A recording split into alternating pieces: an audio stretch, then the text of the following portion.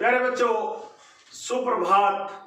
आओ हिंदी व्याकरण सीखें कार्यक्रम में आप सबका हार्दिक स्वागत है। प्यारे बच्चों, मुझे आशा ही नहीं पूर्ण विश्वास है कि संगम टीवी पर पढ़ाए जा रहे हिंदी व्याकरण के पाठों का सबसे सरल और सटीक विश्लेषण आपको अच्छी प्रकार से समझ में आ रहा होगा। हिंदी व्याकरण संगम टीवी हिंदी व्याकरण के पाठों का सबसे सरल और सटीक विश्लेषण आपके लिए लेकर आता है। उन अनछुए पाठों को, उन अनछुए पहलुओं को आप तक लेकर आता है जिसको हम यूं ही पीछे छोड़ देते हैं। प्यारे बच्चों, हमने स्वर और व्यंजन के भेदों को पढ़ा, लेकिन हमने मुश्किल से ही पढ़ा होगा कि अंतःस्थ जो व्यंजन होता है उसके भी आगे 3 भेद होते हैं। यदि आप हिंदी व्याकरण को गहराई से पढ़ना चाहते हैं, हिंदी भाषा को अच्छी प्रकार से समझना चाहते हैं, तो आपको हिंदी व्याकरण के हर पाठ का सबसे सरल और सटीक विश्लेषण समझना पड़ेगा। बारीकी से इन पाठों का अध्ययन करना पड़ेगा, तभी आप हिंदी भाषा और हिंदी व्याकरण पर अपनी पकड़ मजबूत करने में समर्थ होंगे। प्यारे बच्चों, आइए आज के पाठ की शुरुआत करते हैं। जैसा कि आपने व्यंजन के भेदों में पढ़ा, व्यंजन के 3 मुख्य भेद होते हैं, स्पर्श, अंतःस्थ और उष्म। अंतःस्थ व्यंजन की जहाँ तक बात है, अंतःस्थ व्यंजन स्पर्श और उष्म के मध्य स्थित होते हैं, इसीलिए इन्हें अंतःस्थ नाम दिया गया है। ये संख्या में 4 होते हैं, य, र, ल और व। प्यारे बच्चों, य, र, ल और व को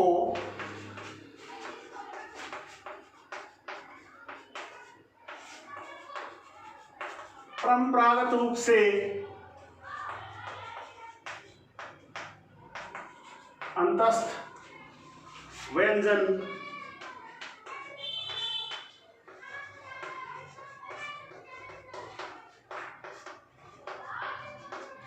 परंपरागत रूप से य, र, ल और व को अंतःस्थ व्यंजन कहा जाता है।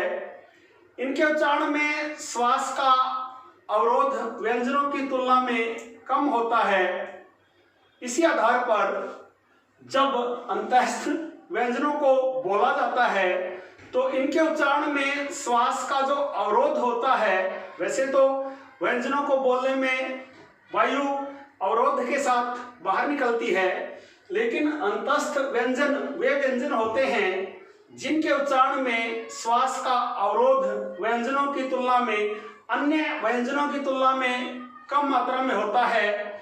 इस आधार पर अंतःस्थ व्यंजन को 3 वर्गों में बांटा गया है। अंतःस्थ व्यंजन को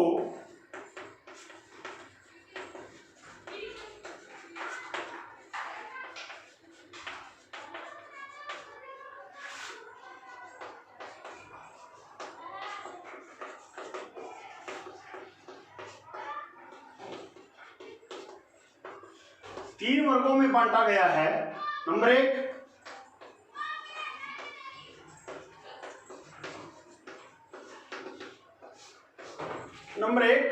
अर्ध स्वर। स्वर उन वर्णों को कहा जाता है जिनके उच्चारण में हमारे मुख से प्राणवायु बिना किसी अवरोध के, बिना किसी रुकावट के स्वतंत्र रूप से बाहर निकल जाती है। अर्ध का मतलब आधा स्वर, जिसको आधा स्वर कहते हैं। आपने शायद ये बात पढ़ी हो, समझी हो, सुनी हो कि ऐसे भी व्यंजन होते हैं जिनको अर्ध स्वर की श्रेणी में रखा जा सकता है। उन्हीं में से अंतस्थ व्यंजन का जो पहला भेद है अर्ध स्वर के अंतर्गत आता है। इसकी परिभाषा देखिए, जिन अंतस्थ व्यंजनों के उच्चारण में श्वास का अवरोध अन्य व्यंजनों की तुलना में कम मात्रा में होता है उन्हें अर्ध स्वर कहते हैं। जिन अंतस्थ व्यंजनों के उच्चारण में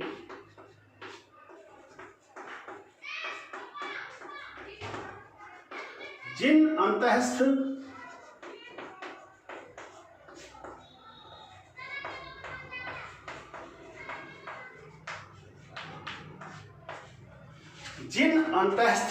व्यंजनों के उच्चारण में श्वास का अवरोध, श्वास अर्थात सांस, श्वास का अवरोध रुकावट, जिन अंतस्थ व्यंजनों के उच्चारण में अंतस्थ व्यंजनों के उच्चारण में श्वास का अवरोध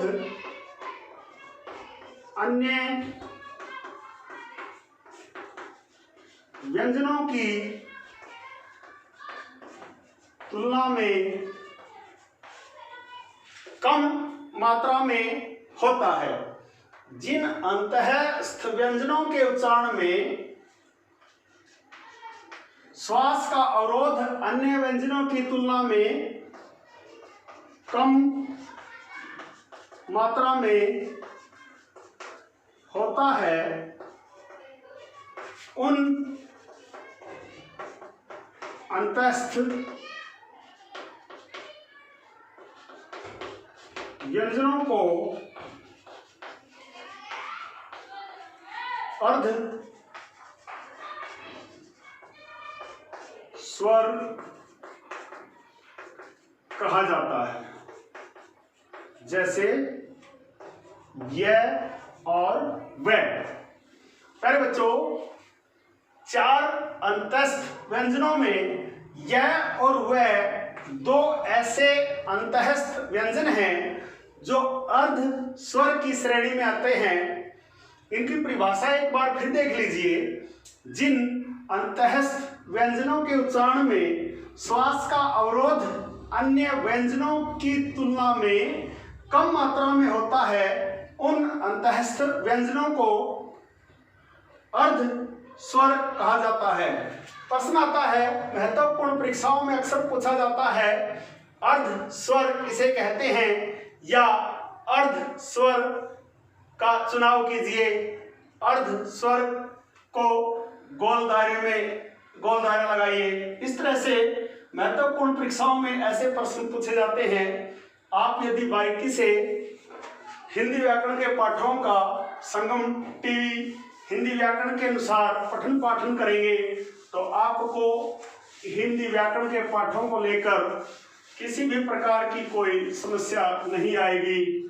बने रहिए, जुड़े रहिए, पढ़ते रहिए संगम टीवी हिंदी व्याकरण के साथ।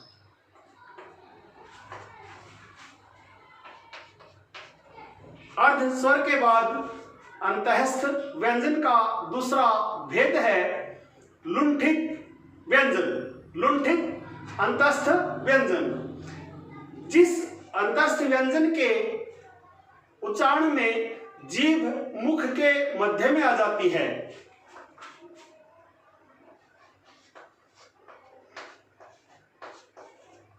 लुंठित व्यंजन,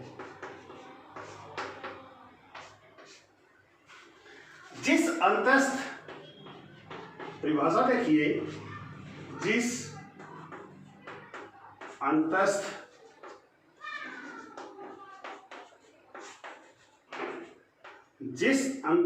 व्यंजन के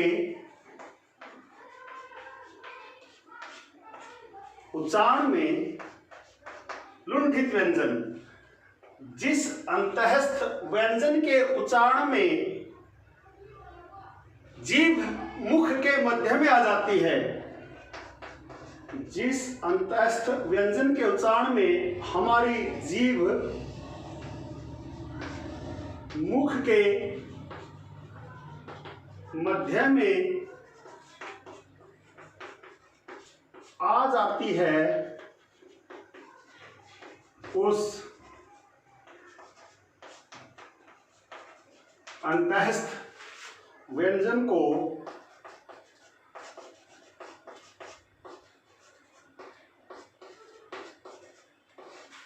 लुंठित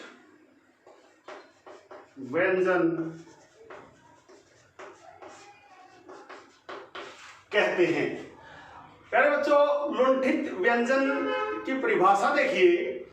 जिस अंतःस्थ व्यंजन के उच्चारण में हमारी जीभ मुख के मध्य भाग में आ जाती है, उस अंतःस्थ व्यंजन को लुंठित व्यंजन कहते हैं।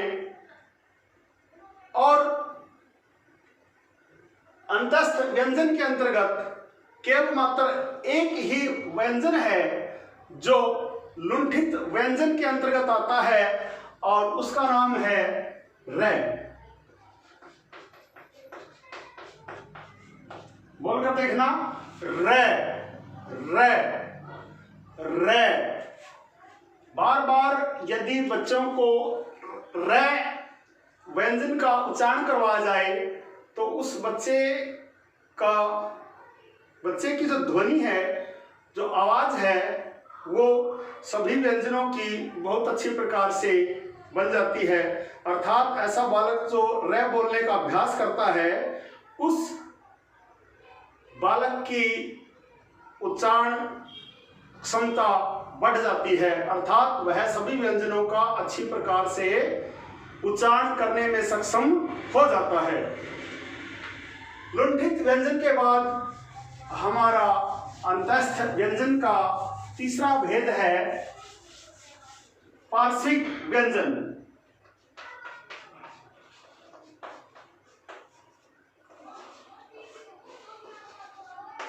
पार्श्विक अंतःस्थ व्यंजन। पार्श्विक अंतःस्थ व्यंजन।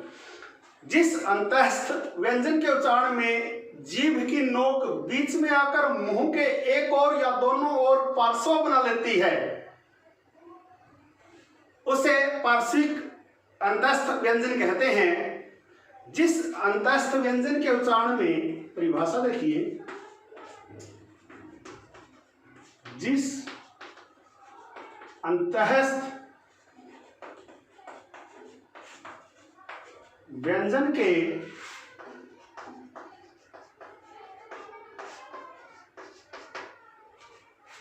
अंतःस्थ व्यंजन का तीसरा भेद है पार्श्विक व्यंजन। जिस अंतःस्थ व्यंजन के उच्चारण में जीभ की नोक हमारी जीभ की नोक अर्थात जीभ का अगला भाग, जीभ की नोक बीच में आकर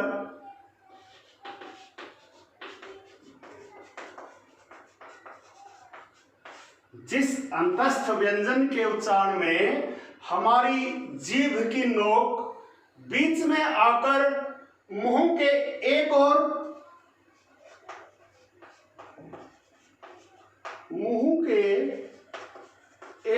और या दोनों ओर पार्श्व बना लेती है, उसे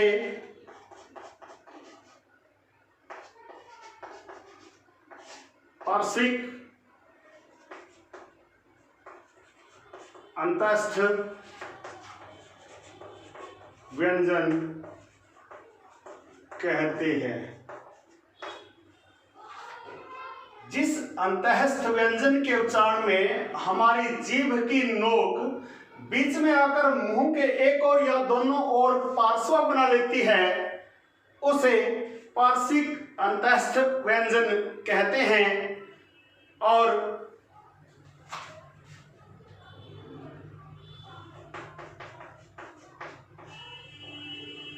लुंठित व्यंजन की तरह अंतःस्थ व्यंजन के अंतर्गत एकमात्र व्यंजन है जिसको हम ल के नाम से जानते हैं। ल वह पार्श्विक व्यंजन है जिसके उच्चारण में हमारी जीभ की नोक बीच में आकर मुंह के दोनों ओर या एक ओर पार्श्व बना लेती है। और पार्श्विक अंतस्थ व्यंजन का उदाहरण है ल।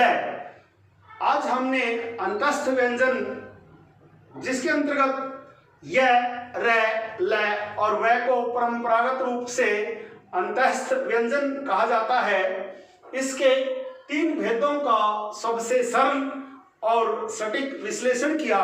प्यारे बच्चों, मुझे आशा ही नहीं पूर्ण विश्वास है कि अंतस्थ व्यंजन के 3 महत्वपूर्ण भेद, अर्धस्वर जिसके अंतर्गत य और व, लुंठित अंतस्थ व्यंजन जिसके अंतर्गत र और पार्श्विक अंतस्थ व्यंजन जिसके अंतर्गत ल अंतस्थ व्यंजन आता है, का हमने सबसे सरल और सटीक विश्लेषण किया।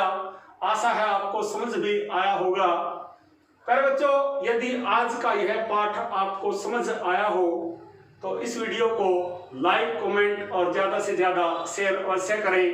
यदि आप संगम टीवी हिंदी व्याकरण के साथ अब तक भी नहीं जुड़े हैं तो कृपया संगम टीवी हिंदी व्याकरण को शीघ्र ही सब्सक्राइब करें। और यदि आप चाहते हैं कि संगम टीवी हिंदी व्याकरण पर पढ़ाए जा रहे पाठों का सबसे सरल और सटीक विश्लेषण YouTube पर अपलोड होते ही उसका नोटिफिकेशन सबसे पहले आपके पास पहुंचे, आप वीडियो पर दिए बेल आइकन को अवश्य दबाएं। खुश रहें, मस्त रहें, योगा करें, स्वस्थ रहें। आपका दिन मंगलमय हो।